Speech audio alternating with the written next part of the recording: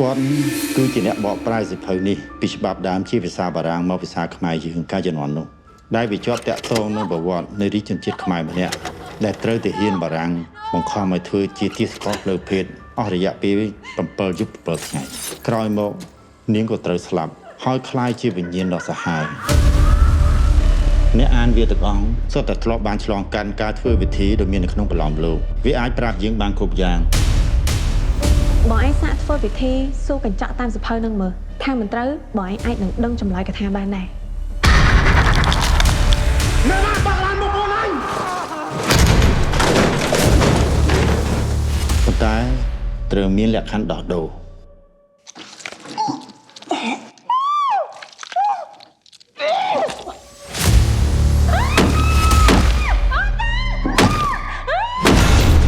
ពីបានចម្លើយហើយគឺត្រូវតែស្លាប់ក្នុងរយៈពេល7 ថ្ងៃមានវិធីអីទៅអញបែកលក្ខខណ្ឌនឹងបានខ្ញុំគិតជាខ្ញុំមធ្យោបាយប៉ុណ្ណាអាឃាតករ